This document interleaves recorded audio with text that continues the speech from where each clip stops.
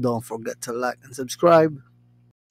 Yo, hello guys, this is our fifth episode of HTML5 tutorial in Tagalog and English. So this in this clip we'll be talking about formatting and comments on our HTML file. So let's proceed.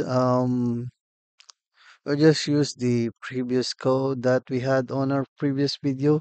Our our code is basically the main source um, of all the videos that we created. So what is formatting? So let me just remove the content inside on our browser on our page.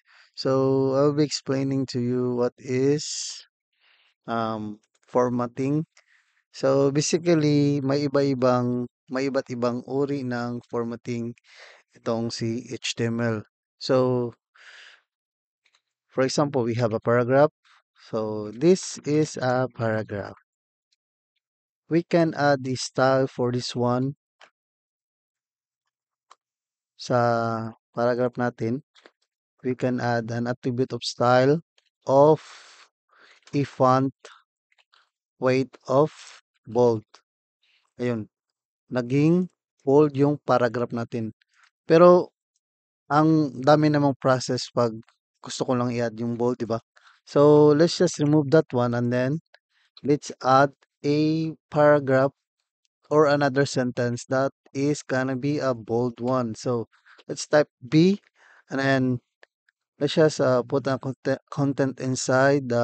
This is a bold sentence. Ganun.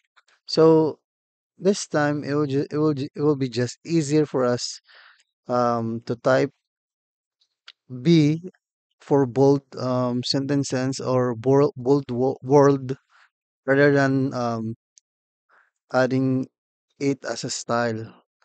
And it is the same as this one. If we add strong in here, strong, it will be just the same. So let me just add break para bumaba yung um, sentence natin and let me just try to end this tag.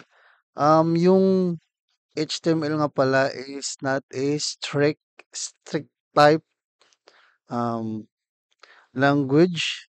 Kumbaga, kahit wala kang um, uh, in-add na forward slash, hindi siya magkakos ng error. It's not strongly typed language. So,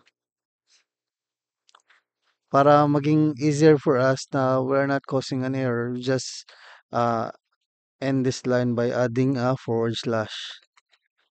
And then, meron ding italic. Pwede ding i-add natin as font, font, font style ata din for italic. But this time we'll just be using an element of I for italic. This is an italic sentence. Ganun. So let's just add break again. You know what? Let me just copy this one. And then let's just change this one to mark mark or highlight our text. This is a highlighted sentence. And then meron din tayong tinatawag na element for small. Ayun, naging small yung sentence natin. Meron ding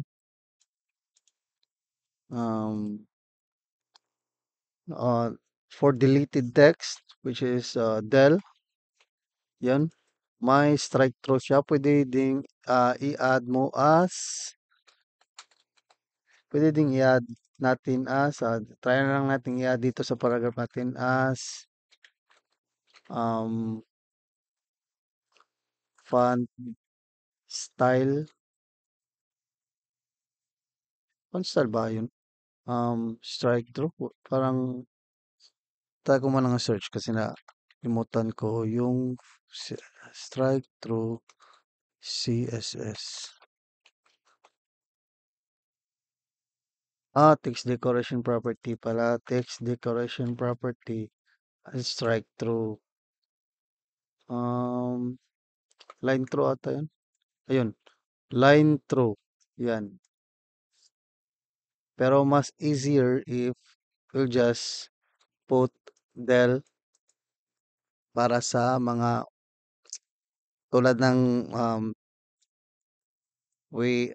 tulad ng this task is done. So we'll just cross that sentence out. So at meron ding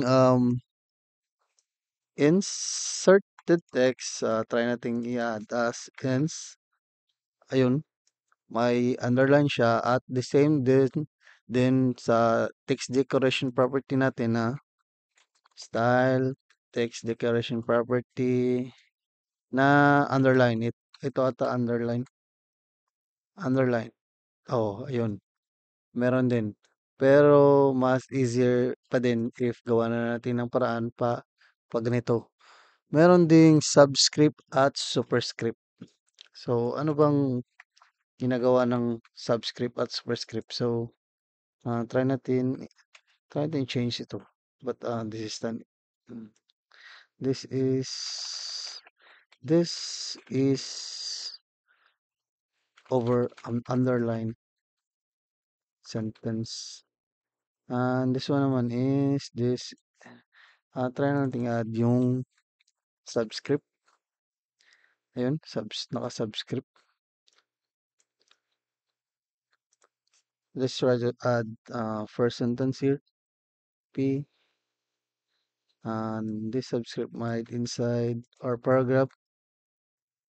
This is subscript. Ayun, para klaro siya. So, makikita nyo na nasa ibaba yung subscript. Tapos yung sentence is normal lang. So, let's try to copy this one and paste under here and change the sub to superscript. So, this is a superscript.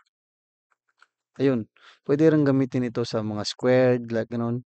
So, parang 2 the power of 2, ganyan.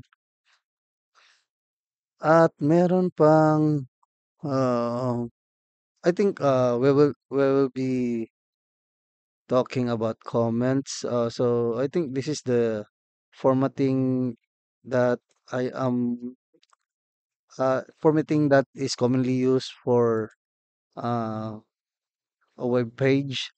And then try nating i-add yung comment. So basically yung comment is hindi siya babasahin ng isang web page. So kumbaga hindi siya included sa code mo. Ito ay ginagamit pag kung anong purpose ng ginawa mong page. So for example, may blog tayo na ginawa kanina. So ganito. H1 para sa blog. So blog title at ito yung description, blog description at saka yung image. So let's just wrap this up inside div and then and then this one for reading purposes and then i-add natin yung comment dito. So let's try to add comment by holding control and then forward slash. Let me just do it again, forward slash. Yan.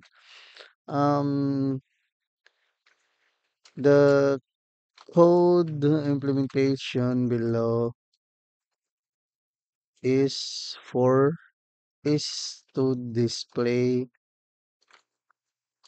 blog. As you can see, hindi makikita yung ginawa nating comment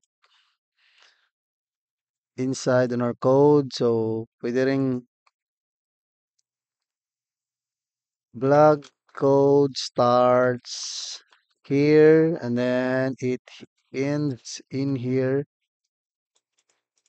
ends here. Kumbaga, ito yung comment na para sa vlog lang talaga. Kasi may mga code na mas mataas yung line tapos hindi natin makikita or matitrace yung ending, yung katapusan nila tapos saan sila nag-start. So, mas recommended ko na start adding some comments on your codes for the purpose of readability. I think that's it for this part for the formatting and comments. Huwag niyo kalimutang i-like, share, and subscribe yung videos natin at kita-kits sa next video. Thank you guys.